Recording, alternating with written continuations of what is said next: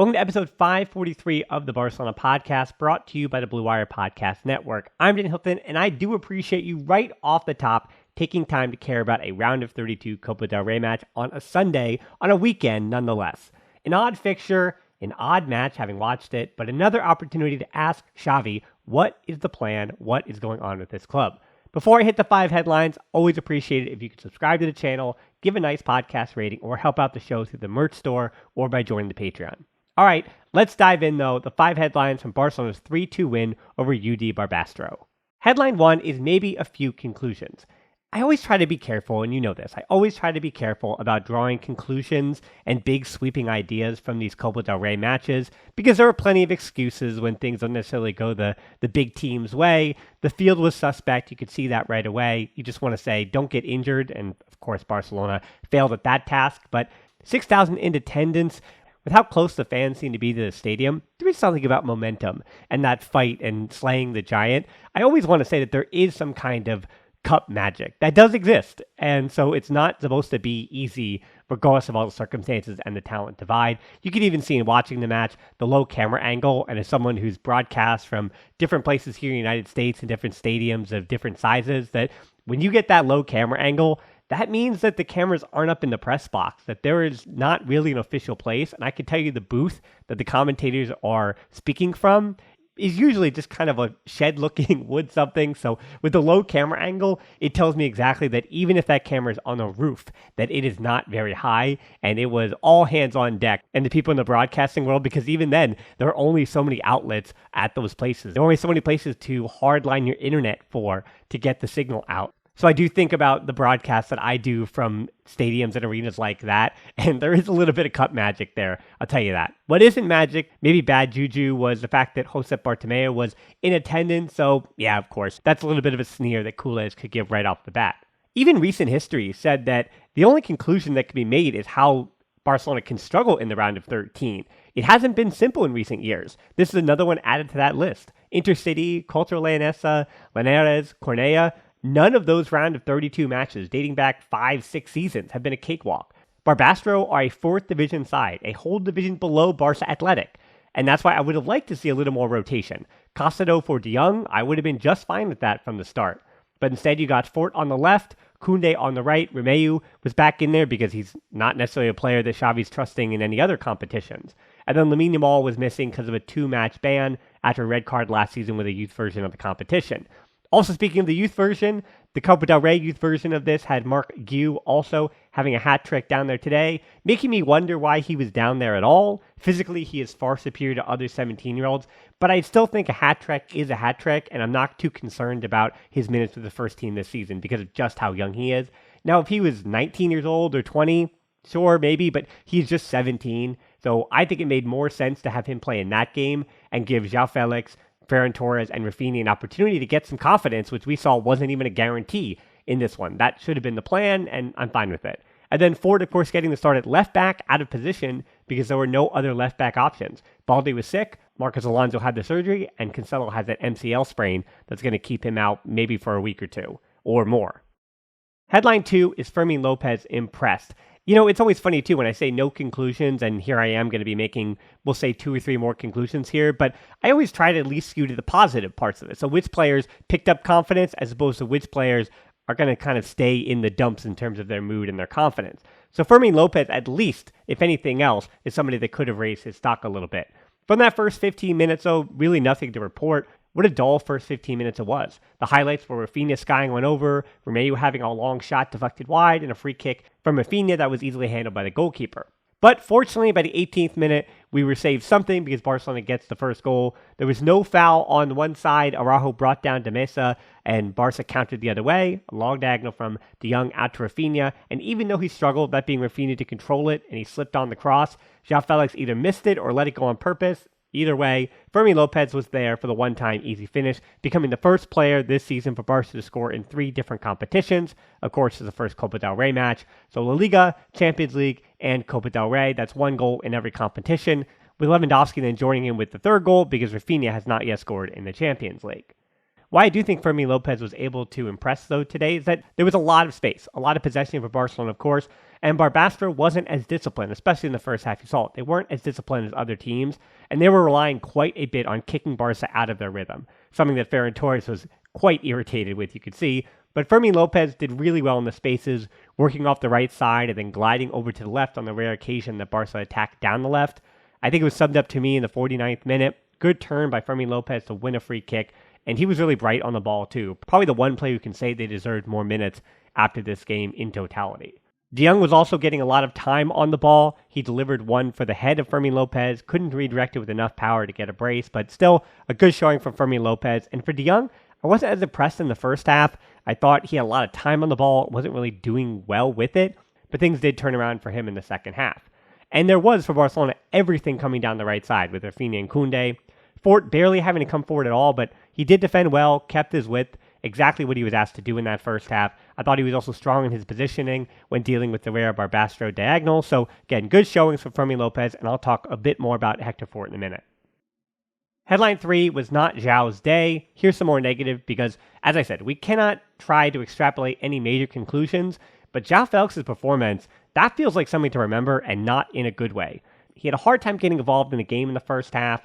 Then he had a weak free kick under the wall in the 35th minute. The first time, he's on the ball. Hopefully he could turn something there. But it just wasn't working. And this is kind of in the first half where I'm not making an excuse for João Felix, but I didn't think De Jong's vertical passing was great in that first half.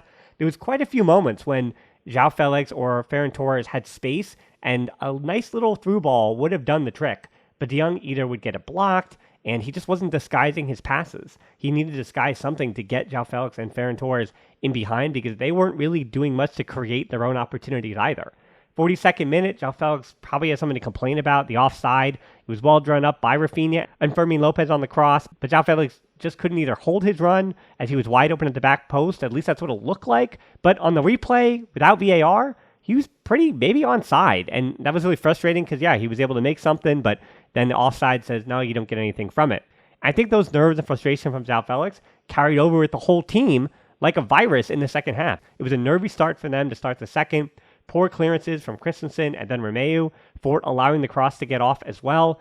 And João Felix in the second half too, still rough. He gave up the corner that led to the second goal for Barbastro, and just his body language, looking disinterested at times, getting dribbled past, giving it away too easily. João Felix, I think, has lost his spot to Ferran Torres. There are some reports from the Catalan media, so you don't know how much you can trust that he has lost his spot. But now with Vitor Roque, you were worried about Lewandowski, but if Vitor Roque is going to fight hard, and we saw some good stuff from him in the second half, he didn't score the goal, but now with Vitor Roque, João Felix, you might fall down the pecking order. And again, a consistent reminder, I do wonder, Cancelo, João Felix, that business, is it tied together because of Mendes being their agent? Because if you have to pick just one of them, and even with the money that's unavailable, if Barca's going to go for Estevão Willian or Messinho, if they're going to go for him next summer, then don't spend money on João Felix. I think there are different ways to think about this. I see a lot of the pundits saying, I don't want Estevão Willian. But as I've said before, if Barcelona by next summer are going to have a little bit of money to spend, then you never know what's going to happen. I know he plays the same position at this moment as Lamine Yamal, and they're a similar age. But if you can find future top-level talent at the forward positions, a lot of resale value as well, then you bring him in. Because let's say Barcelona buy João Felix and he flops next season, he's going to be on big wages. It's going to be a big number to bring him in. And I think as far as the sunk cost, buying João Felix is going to be much more costly to Barcelona in the long run than taking a chance on a player like Messinho. I understand the arguments for no to Messinho, but I think those same pundits are almost guaranteeing that Barcelona aren't going to go for João Felix based on his performances. But because of the connections to Mendes and maybe what Barcelona feel like they need to do to get Cancelo in as well, I could say the Barcelona fans, I think, are going to be much more disappointed in bringing João Felix back than for Barcelona not spending money on a defensive midfielder, instead going for Messinho. Headline 4, somebody can cross. All right, let's get back to the game that actually happened instead of talking about the big picture stuff like I promised I wouldn't do. The 2-0, 51st minute, it's a good cross in from Fort. And as I said, big conclusions aren't extrapolated even for Hector Fort. Because based on just this showing, you'd want to give him a run out in the next few weeks, again at left back, if Balde's not healthy. And I would trust him at that position just based on what you saw from him today. Finding Rafinha at the back post on a good cross and coming after Barbastro had a really nice little run of play there, but Fort onto his right in a tidy finish after a one bounce from Rafinha as well. So I thought Rafinha and Fort both had just good showings today. And having watched a ton of Barca Athletic, those kind of goals that you see in the third and fourth division quite a bit is how that goal was scored, defeating it just at the back post and a misplay from a fourth division side. So good on those two to combine for that goal. And as I said, Hector Fort, this is the kind of thing I would get more minutes from, but it's also a fourth division side. So I don't know. It feels a bit unfair to him that I won't say that it's enough to get more minutes. But I'm glad it was a showing for the young fullback that you can maybe take something from this and have him get a few more minutes after this. 64th minute, Vitor Roque and Inigo Martinez on for Rafinha and Christensen. Roque taking up a spot on the wing, started on the right, but then moved to the left once Lewandowski came on, which is good to see that Vitor Roque is being trusted by Xavi. Already we've seen him playing as a number 9, playing on the left, playing on the right, and player that, if he's good enough, he can be on the field no matter where you put him. And then headline 5 to round it all out, Brave Barbastro. Credit to them. Sure, credit to the fourth division side at home. They fought hard. 60th minute, they got one back, the 2-1 de Mesa off the corner. What happened here? Koundé and Christensen got themselves tripped up, and I don't think that was Fermín López's man, but yeah, miscommunications in the box. And the bigger worrying sign, I don't want to blame Iñaki Peña for this, but clearly Barcelona on set pieces just do not have the confidence that they have with Ter Stegen. And that does matter quite a bit. Your number one, Ter Stegen, your captain, the guy you trust, and the drop-off to Iñaki Peña, as said, on set pieces, in the air, that lack of confidence from him does seem to persist throughout the squad. And that's probably the biggest reason why I'd like to see Ter Stegen come back whenever he can get healthy. As far as shot stopping goes, I still do trust Iñaki Peña, but it's all the other stuff in the air and commanding his back line that have been a worrying sign for me. 71st minute, here comes Lewandowski and Gundogan on for João Felix and Romeu. I already complained about it, but I'll say it again. Hate the fact that Lewandowski and Gundogan had to come into this game when you have the likes of Pau Cubarsí sitting on the bench, Pau Victor, who has scored 11 goals, 3 assists for Barça Athletic and kind of has deserved a run out in a match like this. Can't see Casado, as I already mentioned. So yeah, frustrating that those young players had to sit on the bench and watch Barcelona fight against a fourth division side, a team that they, with Barça Athletic, play a whole division up from. And then Inigo Martinez, really frustrating to have him try to get some fitness back, came into the match, made a lot of sense instead of Pau Cubarsí, but he's gone by the 74th minute. Frustrating to say the least, because now it looks like he's going to be out for potentially another month here, and Sergio Roberto comes on for him. 79th minute, another corner kick cheaply given away by Gundogan and Koundé, and a failed clearance led to a dangerous header at the near post, and Barcelona were playing with fire. 83rd minute, a really fortunate chance for Ferran Torres in behind, but he couldn't get out of his feet. And that one, plus the Vitor Roque almost getting his opening goal in the 89th, collecting a through ball, but his shot being blocked by the keeper, Arnau Fabregas. Both of those felt like it was the pitch. The way that the ball got stuck, because it was a good ball in behind, the ball floated well to both Ferran Torres and Vitor Roque finding that space, but then the ball kind of just dying on the pitch there. So yeah, credit to the goalkeeper. Fabregas was good off his line, strong off his line, and deserved to make those saves. But in the same regard, I think the pitch had a big thing to do with Ferran and Roque both not being able to get the ball out of their feet. The 3-1, though, 87th minute, a handball. Unlucky for Barbastro, but I think Javito had his arm in an unnatural position above his head on the jump with Lewandowski. Lewandowski makes a penalty afterwards with a slow run-up, waits for the keeper to commit, and passes it into net. Easy for Lewandowski. But then, 93rd minute, here comes a 3-2. A few ugly fouls late by Barcelona, kind of turning off mentally, looking lazy. And Barbastro got a penalty kick themselves when Fermín López committed a clumsy foul, putting a kind of a negative stink on what was a good day for him inside the box. And then wild scenes as Marc Prat just slammed the ball into the top of the net.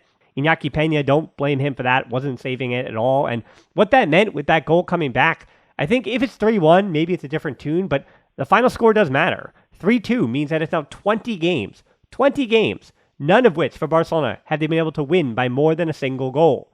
Even the Copa del Rey against a fourth division opponent should have been an easy win, a comfortable win, and it was not. So any questions, a 3-0, not say it would have quieted anything because I don't think anyone would have taken major positive conclusions after this kind of win, but 3-2 means those side eyes and questions for Xavi, they're going to continue and they're going to persist heading into the Spanish Super Cup. So nothing has changed. It's just a 3-2 win and Barcelona moving on to the round of 16 to Copa del Rey. Well, I guess the only bright side from the game, the only conclusion is, just like in recent Copa del Rey history, they were made to suffer against a fourth division or third division side, but they move on in the competition. And yeah, I guess that's all you can take from it.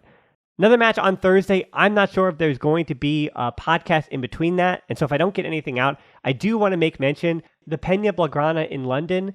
Unfortunately, on Thursday, they lost their venue where they watch the bar and co, where they watch their games. So there is some crowdfunding going on for the Boat Bar and Co. So if you want to contribute to that and help out the Peña in London, and you want to help out a friend of the podcast and the Peña in London and help them out with that fundraiser, you can find that down in the link or the description below. So as always, until next time, remember, we are one community. It is one big Kool-Aid family. And as always, until next time, Forza Barça.